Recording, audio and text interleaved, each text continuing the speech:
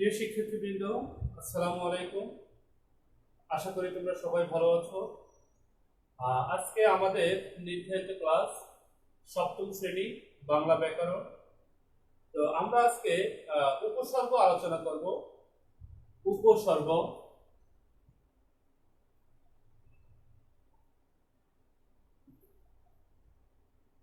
উপসর্গ আলোচনা করব আজকে।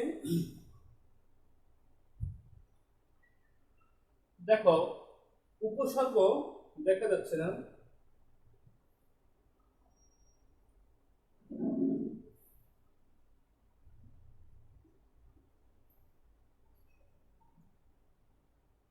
উপসর্গ উপসর্গ হলো এমন কিছু অব্যয়সূচক শব্দাংশ যেগুলো শব্দের পূর্বে বসে বা ধাতুর পূর্বে বসে ওই শব্দ বা ধাতুর অর্থের সম্প্রসারণ, সংকোচন বা পরিবর্তন ঘটায়, তাই হলো উপসর্গ। আসলে একটা কথা মনে রাখবো তোমরা, উপসর্গ কখনোই শব্দের শেষে বসে না। উপসর্গ সবসময় ধাতু বা শব্দের পূর্বে বসে। যেমন দেখো, এখানে একটা ভাত একটা শব্দ। দেখো, ভাত একটি শব্দ। ভাত শব্দ অর্থ হলো যেটা আমরা খাই সেটি ভাত। তো যদি এর আগে আমরা একটি প্র লাগিয়ে দেই, দেখো প্রভাত, তখন এটার অর্থ হয় সকাল। তাহলে এই উপসর্গ কি করলো? এই শব্দের অর্থটা কি পরিবর্তন করে দিল। তো এজন্য বলা হয় যে উপসর্গ ধাতু বা শব্দের পূর্বে বসে ওই শব্দের অর্থ সংকোচন, পরিবর্তন বা সম্প্রসারণ করে। এই জন্যই এগুলোকে বলা হয় উপসর্গ। তো আমরা সংজ্ঞাটা এভাবে সাজাতে পারি। উপসর্গ কাকে বলে সে সংজ্ঞাটা আমরা এভাবে সাজাতে পারি: যেসব অব্যয়সূচক শব্দাংশ, যেসব অব্যয়সূচক শব্দাংশ, অব্যয়সূচক শব্দাংশ ধাতু বা শব্দের পূর্বে যুক্ত হয়ে নতুন শব্দ গঠন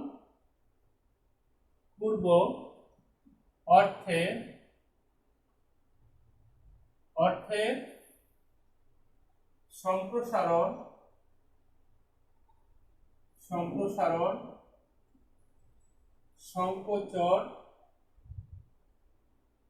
সংকোচন বা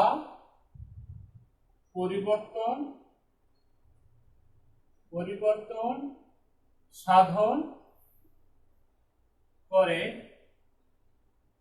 সেগুলোই উপসর্গ। দেখো, যেসব অব্যয়সূচক শব্দাংশ,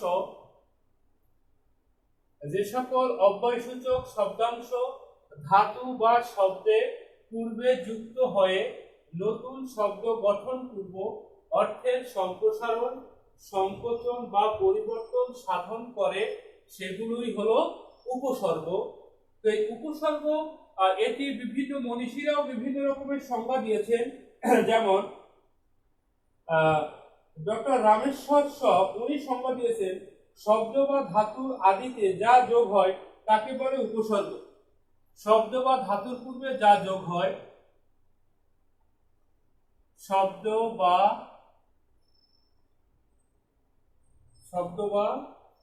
ধাতুর পূর্বে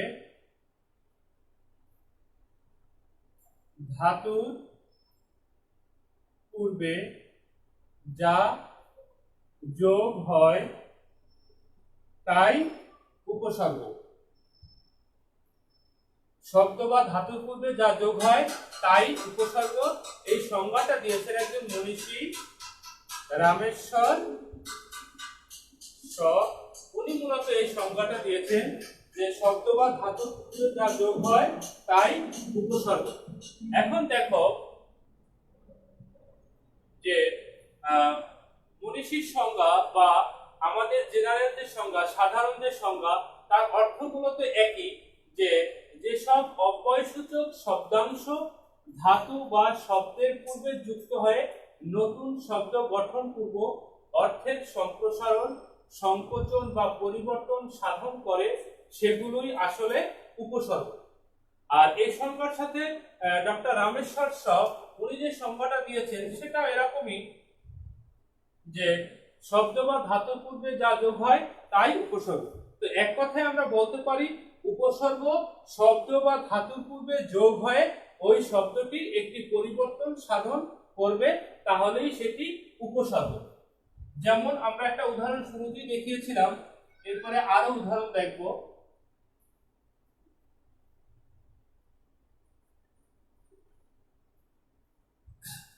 যেমন দেখো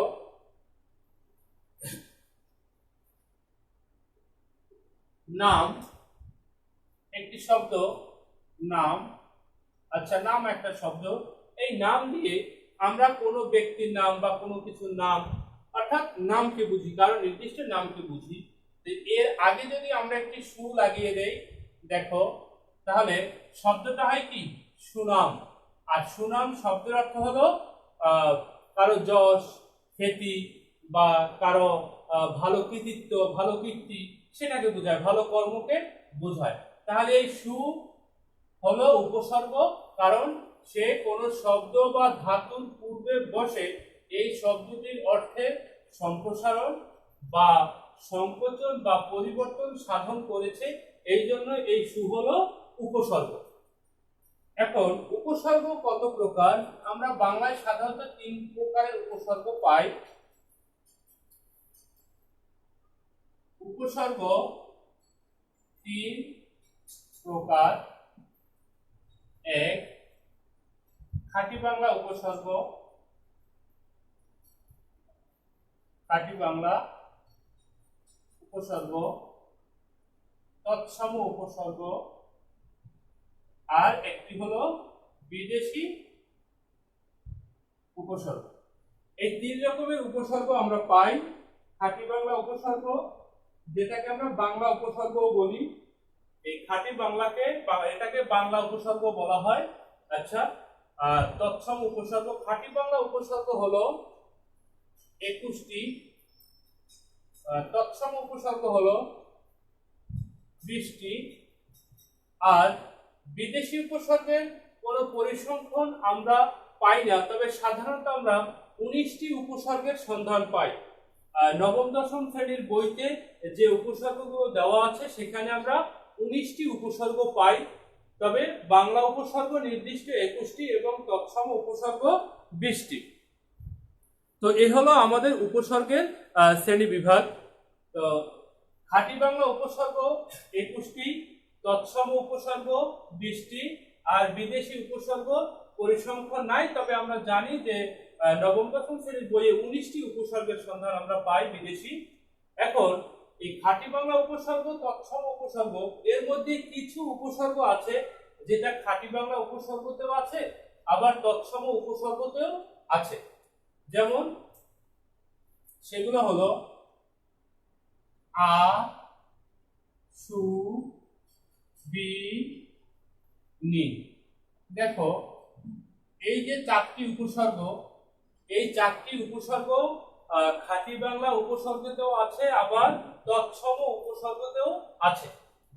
আ, সু, বি, নি, এই 4টি উপসর্গ খাঁটি বাংলা উপসর্গের মধ্যেও আছে, আবার তৎসম উপসর্গের মধ্যেও বিদ্যমান। তোমরা এগুলোকে মনে রাখবে যে এগুলো এই 4টি খাঁটি বাংলা এবং তৎসম উভয় উপসর্গের মধ্যেই আছে। তো এখানে আমরা আরেকটা কথা বলে রাখি, যে বলা হয়ে থাকে যে উপসর্গের অর্থ বাচকতা নেই কিন্তু অর্থ দ্যোতকতা আছে। আমরা একটা কথা বলি যে উপসর্গের অর্থ বাচকতা নেই কিন্তু অর্থ দ্যোতকতা আছে।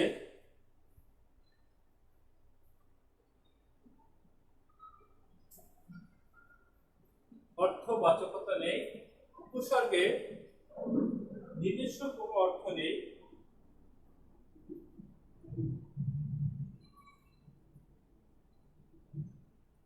উপসর্গে নিজস্ব কোনো অর্থ নেই। উপসর্গের আসলে নিজস্ব কোনো অর্থ নেই, এরা কোনো অর্থ প্রকাশ করতে পারে না, এরা হলো অর্থের দ্যোতক, এদেরকে বলা হয় অর্থের দ্যোতক। এরা হলো অর্থের দ্যোতক।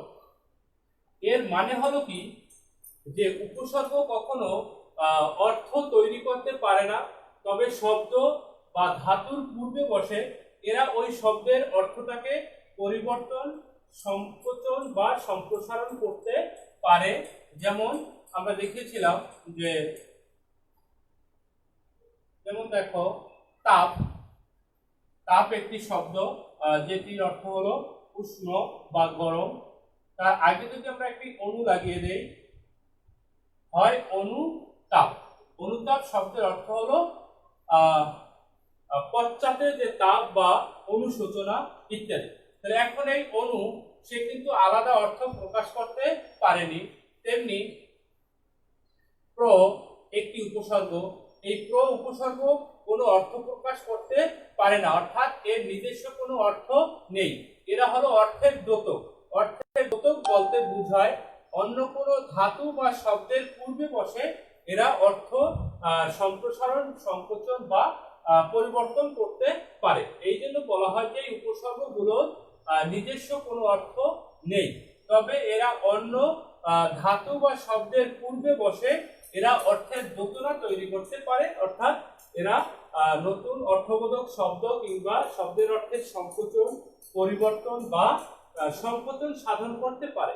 এই জন্য বলা হয়ে থাকে যে উপসর্গের অর্থবাচকতা নেই, কিন্তু অর্থদ্যোতকতা আছে।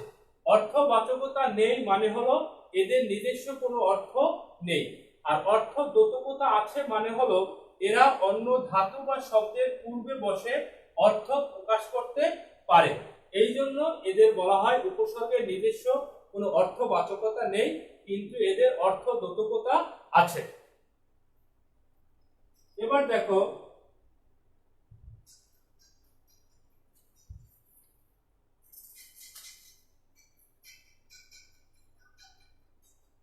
এবার আমরা উপসর্গের পরিচিতিগুলো একটু জানবো। খাঁটি বাংলা উপসর্গ বা বাংলা উপসর্গ, দেখো উপসর্গগুলো দিয়ে আসলে বোঝা যায়নি কোনটি বাংলা উপসর্গ, কোনটা খাঁটি বাংলা উপসর্গ। অ, অ একটি উপসর্গ, সমান সমান অকাজ। এখানে অকাজ শব্দটিতে উপসর্গ হলো অ। এই অ কোন উপসর্গ? বাংলা উপসর্গ। কিভাবে বুঝবো? আমরা মনে রাখবো শব্দটা সম্পর্কে। শব্দটা যদি বাংলা শব্দ হয় তাহলে সেই শব্দের পূর্বে যে উপসর্গ সেটা অবশ্যই বাংলা উপসর্গ হবে। শব্দটা যদি বাংলা শব্দ হয় তাহলে এই বাংলা শব্দের পূর্বে যে উপসর্গ বসবে সেটা অবশ্যই বাংলা উপসর্গ হবে। এটা তোমরা সবসময় মনে রাখবে যে বাংলা শব্দের পূর্বে বাংলা উপসর্গ বসে, আর তৎসম শব্দের পূর্বে তৎসম উপসর্গ বসে। যেমন তাহলে এটাকে আমরা কোন উপসর্গ বলবো? বাংলা উপসর্গ বলবো, বাংলা উপসর্গ। এই অটা বাংলা উপসর্গ, কারণ এই অকাজ শব্দটা হলো বাংলা, যার কারণে এই অ বাংলা উপসর্গ। তেমনি প্র, প্র দিয়ে আমরা বলতে পারি প্রকাশ। এখন এই প্রকাশ শব্দের উপসর্গটি কি? প্রকাশ শব্দের উপসর্গটি হলো প্র। এখন এই প্র কোন উপসর্গ? তৎসম উপসর্গ, কারণ এই প্রকাশ শব্দটি হলো তৎসম শব্দ, আর প্রকাশ শব্দটি তৎসম হওয়ার কারণে এই প্রকাশ শব্দের যে উপসর্গ প্র সেটা অবশ্যই তৎসম উপসর্গ। কারণ তৎসম শব্দ হলে তার পূর্বে উপসর্গটা অবশ্যই তৎসম উপসর্গ হবে। আবার বাংলা উপসর্গ হলে তার উপসর্গটি অবশ্যই বাংলা উপসর্গ। শব্দটি যদি বাংলা হয় তাহলে তার উপসর্গটিও হবে বাংলা উপসর্গ। শব্দটি যদি তৎসম হয় তাহলে তার উপসর্গটিও হবে তৎসম উপসর্গ। যেমন এই অকাশ বাংলা শব্দ, এই কারণে এই অটা হলো বাংলা উপসর্গ। প্রকাশ তৎসম শব্দ, যার কারণে এই প্র উপসর্গটা হলো তৎসম উপসর্গ। তেমনি বিদেশি উপসর্গ ঠিক একই রকম। বিদেশি উপসর্গগুলো ঠিক একই রকম। যেমন বেমালুম, মালুম, এখানে এই বেমালুম শব্দটি বিদেশি শব্দ, আর বেমালুম শব্দটি বিদেশি হওয়ার কারণে এই উপসর্গটিও বিদেশি উপসর্গ। ঠিক আছে, দেখো এই বেমালুম শব্দটি বিদেশি শব্দ, আর বেমালুম শব্দটি বিদেশি হওয়ার কারণে এই উপসর্গটাও বিদেশি উপসর্গ। তাহলে আমরা একটা বিষয় বুঝতে পেরেছি, শব্দটা যদি বিদেশি হয় তাহলে তার উপসর্গটাও হবে বিদেশি। শব্দটা যদি তৎসম হয় তাহলে উপসর্গটাও হবে তৎসম। শব্দটা যদি বাংলা হয় তাহলে উপসর্গটিও হবে বাংলা। এরপরে দেখো যে উপসর্গ সাধারণত কয় ধরনের পরিবর্তন ঘটে। ধাতু বা শব্দের পূর্বে উপসর্গ বসে, উপসর্গের সাধারণত কয় ধরনের পরিবর্তন ঘটায়। তো উপসর্গ এক ধরনের উপসৃষ্টি, উপসর্গ এক ধরনের উপসৃষ্টি, উপসর্গ এক ধরনের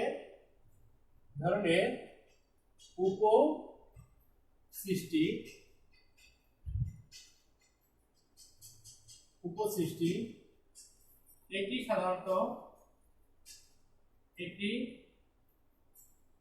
সাধারণত পাঁচ ধরনের পরিবর্তন সাধন করে। এই উপসর্গ এক ধরনের উপসৃষ্টি, এই উপসর্গ সাধারণত পাঁচ ধরনের পরিবর্তন সাধন করে। মূলত পাঁচটি পরিবর্তন সাধন করে এই উপসর্গ। সেগুলো কি আমরা একটু দেখে নিই। যে শব্দ বা ধাতুর পূর্বে বসে এই উপসর্গ কয় ধরনের পরিবর্তন সাধন করতে পারে। তো আমরা পাই পাঁচ ধরনের পরিবর্তন সাধন করতে পারে। যেমন এক, নতুন অর্থবোধক শব্দ তৈরি হয়। নতুন অর্থবোধক শব্দ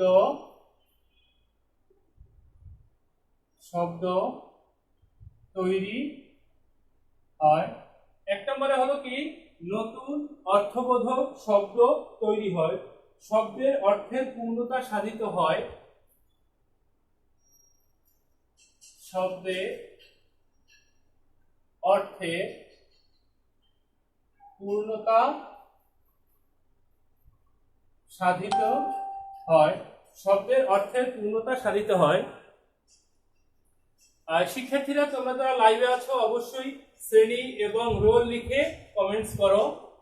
দ্রুত এখনই শ্রেণী এবং রোল লিখে কমেন্টস করো। তো নতুন অর্থবোধক শব্দ তৈরি হয়, শব্দের অর্থের পূর্ণতা সাধিত হয়, শব্দের অর্থের সম্প্রসারণ ঘটে। শব্দের অর্থের সম্প্রসারণ ঘটে। শব্দের অর্থের সম্প্রসারণ ঘটে, আবার শব্দের অর্থের সংকোচন ঘটে। শব্দের অর্থের সংকোচন ঘটে। শব্দের অর্থে সংকোচন ঘটে, শব্দের অর্থের পরিবর্তন সাধিত হয়, শব্দের অর্থে পরিবর্তন সাধিত হয়। তো দেখো শিক্ষার্থীরা, উপসর্গ সাধারণত 5 ধরনের পরিবর্তন ঘটায়। সেটি হলো নতুন অর্থবোধক শব্দ তৈরি হয়, শব্দের অর্থের পূর্ণতা সাধিত হয়, শব্দের অর্থের সম্প্রসারণ ঘটে, শব্দের অর্থের সংকোচন ঘটে, আর শব্দের অর্থের পরিবর্তন সাধিত হয়। তো আমরা জানলাম উপসর্গ এক ধরনের উপসৃষ্টি এবং উপসর্গের শব্দ যে ধরনের পরিবর্তন ঘটে সেগুলো আমরা আলোচনা করেছি। তো শিক্ষার্থীবৃন্দ, উপসর্গ সম্পর্কে আমাদের এই আজকের আলোচনা এখানেই শেষ করেছি। তো তোমাদের সাথে আমার দেখা হবে পরবর্তী ক্লাসে। সে পর্যন্ত অবশ্যই সবাই সুস্থ থাকবে, ভালো থাকবে ইনশাআল্লাহ। মনে রাখবে তোমাদের সুস্থ থাকার দায়িত্ব তোমাদের নিজের, সুস্থ রাখবেন সৃষ্টিকর্তা, চেষ্টা করবে তোমরা নিজেরা। ধন্যবাদ সকলকে।